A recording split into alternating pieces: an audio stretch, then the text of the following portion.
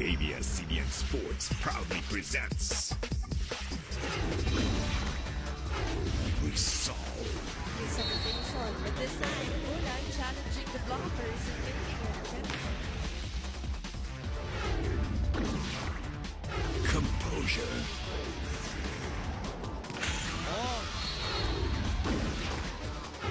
Control. From the other side. Passes again. And that. The Lady Tamaraos in control so far of set number 2. Confidence. This is what 200 to say. Yeah. Check ball. Will they go 5 straight? That's big! Closes the set! Perseverance. Solo block. Podcast naman ngayon. Roll, set. oh, and Santiago still gets the line. Grace. Mata. Off to Manuel Juan. And we're tied up to Pineda. Pineda. Resilience. Oh! Nobody home for Anderson! And that's it. Iuno si Valdez, malapit sa net. Kuha pa rin. Tenacity. Again.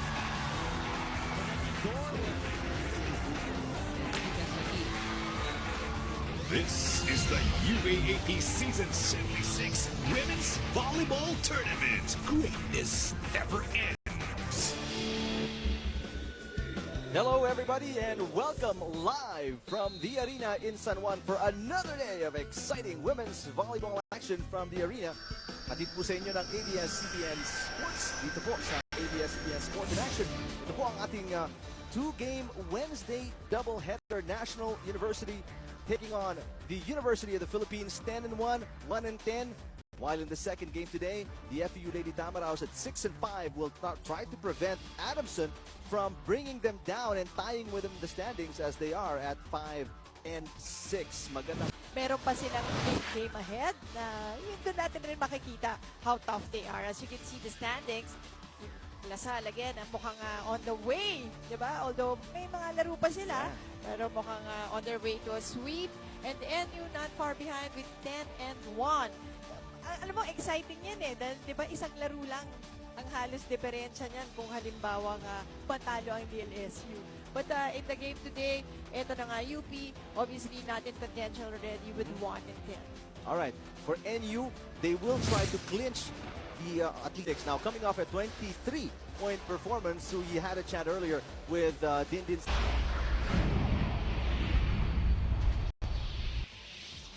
Dindin 8 straight wins and 10 wins total. Sabihin mo naman sa amin, paano ito nagawa ng Lady Bulldogs? Siguro dahil focus kami, tapos nagpupursige kami kung ano man yung mga gusto namin mangyari. Lagi lang namin sinasabi sa sarili namin na kakayanin namin kung ano man yung makakalaban namin. So, Dindin, compared to last season, nag-improve nga kayo. Convinced ka na ba sa binibigay ng team ngayon? Sakto lang. Siguro mako-convince ako pag talagang nasa championship o nasa finals na kami. Pero gagawin namin yun step by step. Sige, salamat din at good luck sa game ninyo. Guys? And pwede rin naman talagang lumaban. And maybe because nga yung maliliit na bagay like their youth. At saka, remember, Araneta did not play last year. Yep. So, yun pa rin eh. Parang halos nangangap.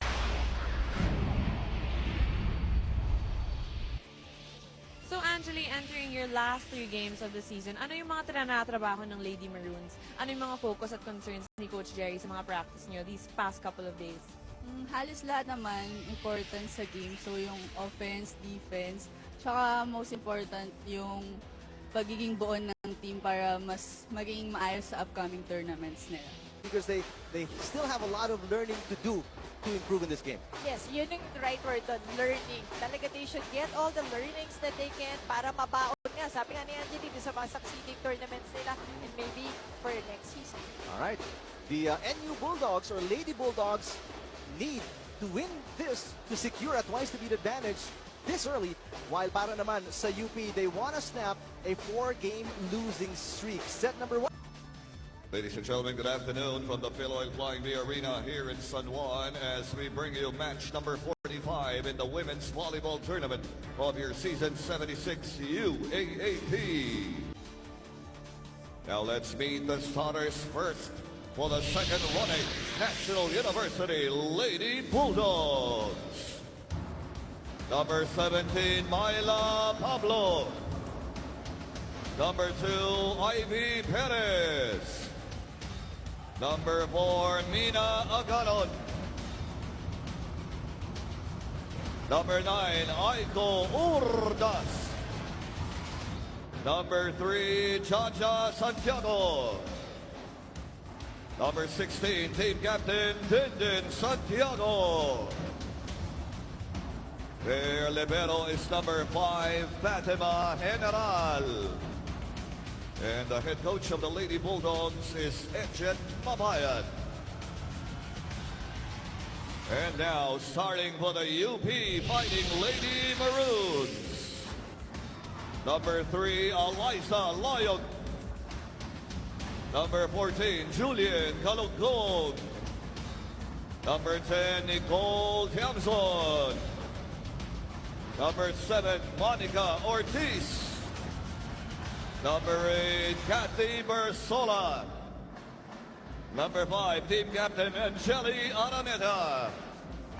Their libero is number 12, Princess Geiser. And the head coach of the Lady Maroons is... Yeah, I think this is her final year.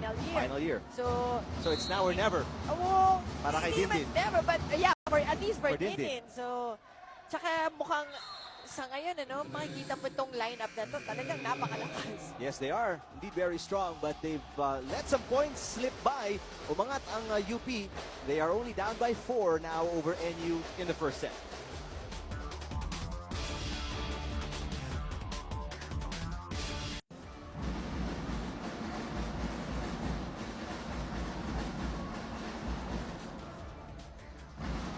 Even Wednesday is a family day for NU fans. Some of the students, I guess, Yep. tapos na yung klase, no? In attendance dito sa arena in San Juan for our Sana nga, Wednesday tapos na yung klase. doubleheader. Sana, no? The games are getting more Yep. competitive as we go closer to the end of the second round. And again, the placement, That's most right. especially for Mina Aganon and the Lady Bulldogs, very, very important. They don't want to lose that twice to beat advantage na baka makuha nila with or masil nila with a win today. That is correct. In fact, talagang halos sealed na yan when they win today. So, malayo na eh. Malayo yung gap to the third place. And if, let's say, LaSalle goes on to sweep the tournament, that is the best place you want to be. Yeah. Diba? Yan na yung sweet spot na yan talaga.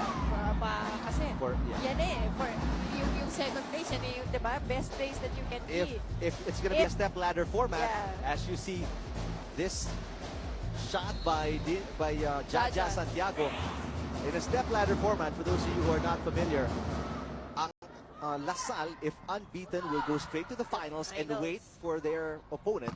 Para Correct. naman sa fourth-ranked team, they'll have to beat the third-ranked team, and then the winner of that match Knockout yun eh. So yun Yes. nga, yung kailangan makapasok ka lang sa 3 and 4.